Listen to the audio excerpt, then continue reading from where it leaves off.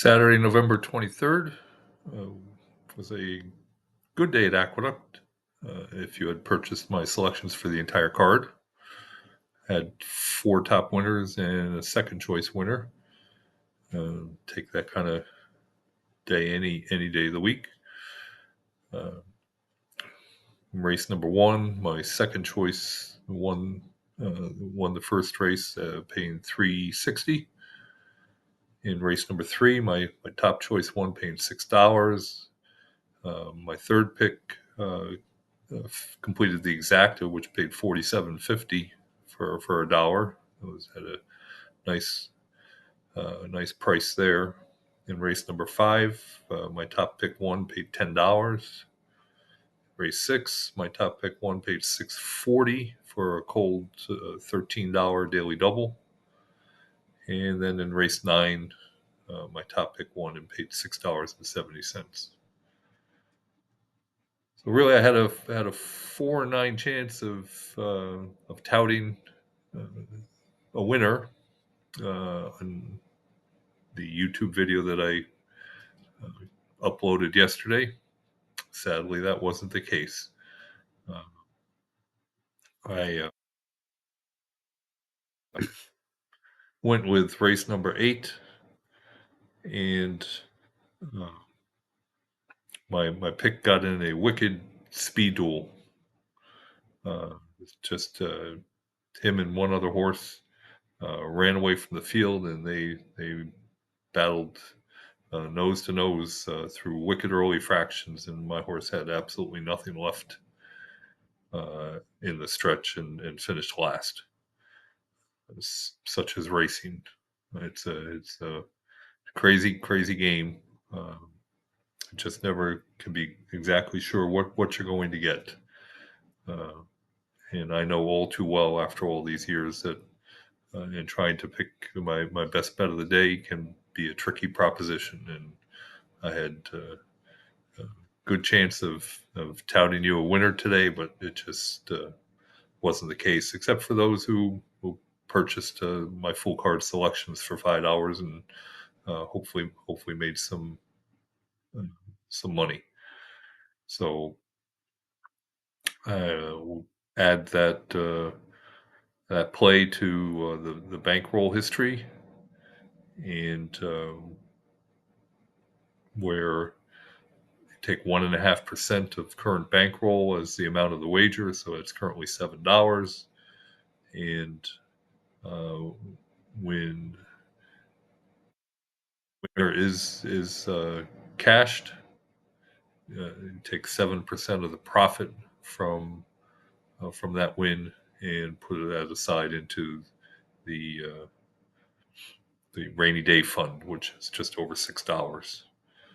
So that's how the bankroll works. We're still in pretty good shape after more than a couple weeks.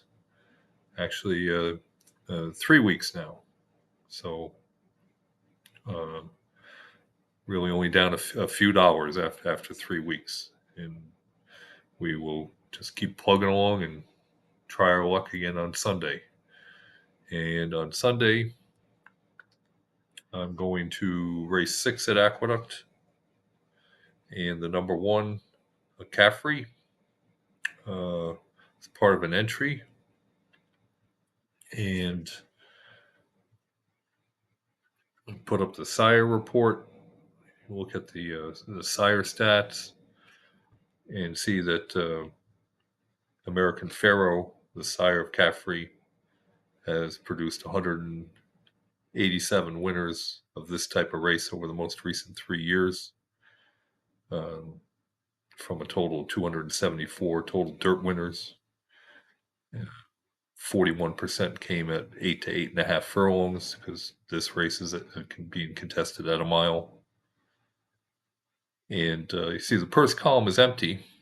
And that's a little hiccup in the programming that I have to get my programmer to correct. It only happens in a claiming race where the purse is between $40,000 and $50,000, and that's the case here. The purse is $45,000, and there's just something that needs to be corrected there.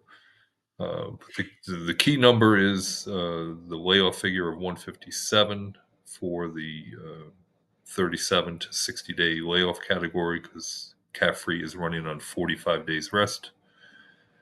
And previous winners by American Pharaoh from this type of race win in that layoff category of 37 to 60 days at 57% above the average. That's what the 157 layoff figure means. And over on the broodmare sire, the broodmare sire is Street Cry. Got a nice sample of 240 previous winners, and the layoff figure is 103, so right about average. And